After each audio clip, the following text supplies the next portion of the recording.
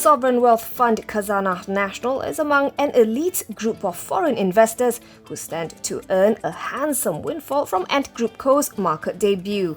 In 2018, the fast-growing financial technology giant raised $10.3 billion from investors outside mainland China. It was Ant's third private capital raising and the company's only sale of stock to foreign investors before its IPO.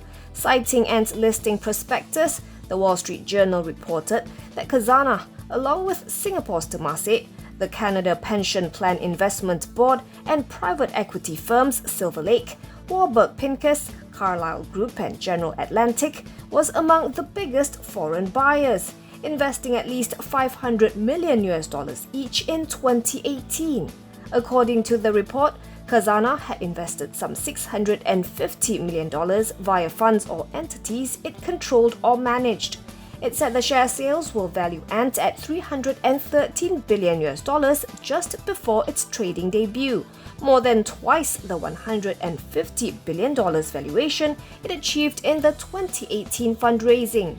At the IPO price, WSJ estimates its foreign investors' gain will be roughly 84%, and Ant's market value could climb higher after the company is listed on November 5th.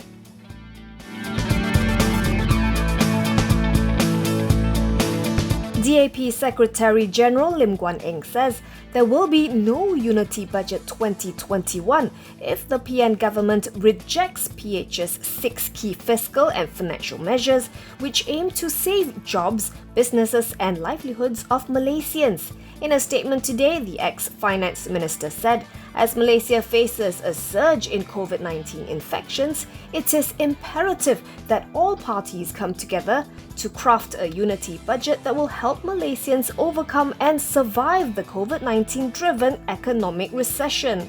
Among the measures proposed by PH are an increase in the Health Ministry's resources to fight COVID-19 and non-communicable diseases, besides the expansion of social protection, the safety nets and welfare payments for the vulnerable and jobless by increasing monthly welfare aid to 1,000 ringgit.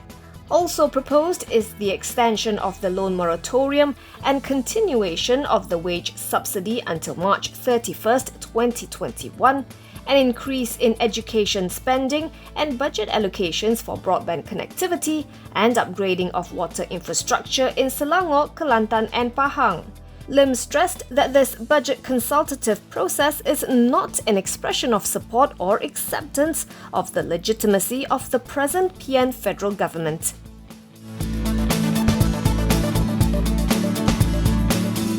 Top Glove Corp has been reportedly downgraded from A to D in the M4E Business Social Compliance Audit, Malaysia Kini reports, as no evidence has been given to support the A rating given in June. M4E told the portal that this downgrade follows a thorough review of Top Glove's facility audit report. However, M4E said the rating is not a long-term view of working conditions at the world's largest glove maker. At the time of writing, Top Glove has not responded to the EdgeMarkets.com's request for a comment. The M4E BSCI audit was set up to monitor and assess workplace standards across the global supply chain, with ratings ranging from A to E. The report also includes a plan for improvement. Last month, Top Glove said it had resolved issues highlighted by the US Department of Labor in a report that linked it to allegations of child or forced labor. The group reiterated that it had taken steps to improve work conditions and that it is engaging with the US Customs to secure an expeditious resolution and revocation of the ban on its products.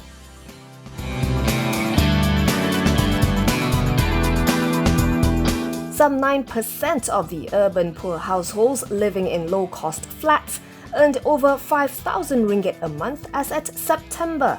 A study commissioned by UNICEF and UNFPA shows 7% of households made at least 5,000 ringgit a month, while 2% had monthly incomes of above 7,000. That's more than the 4,850 ringgit monthly income threshold for the bottom 40% income group in Malaysia. There is a simple explanation as to why the household income figures look high. the headline income is not from one person. DM Analytics Managing Director Muhammad Abdul Khalid told The Edge that many of these households are 3 generations.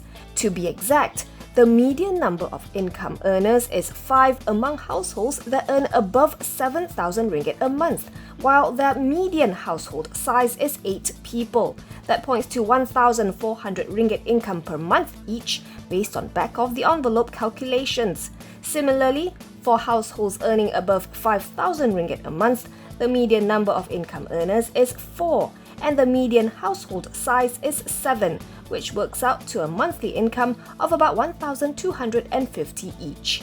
The high headline figure of household income is yet another indication that Malaysia needs to release more granular data on individual income levels to aid independent social and economic policy research.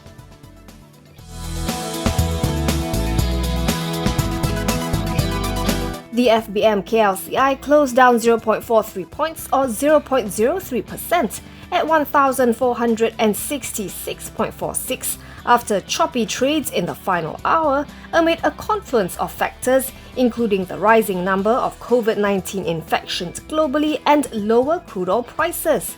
It's also an event-heavy week. Investors are bracing for Bank Negara's interest rate decision tomorrow, the same day the US presidential election will take place, and Budget 2021, which is scheduled to be tabled this Friday. Malacca Securities Head of Research, Louis Lau, told theedgemarkets.com that there is also the rumour about windfall taxes on the glove sector, which has been driving the sector lower, contributing to the bearishness. Across Bursa Malaysia, 5.94 billion securities were traded for 3.29 billion ringgit, with 688 decliners versus 365 gainers. Notable losers included glove manufacturer Supermax Corp, down 56 cent or 5.9% at 8 ringgit 91, and PPB Group, which ended 30 cent or 1.6% lower at 18 ringgit 50 cent.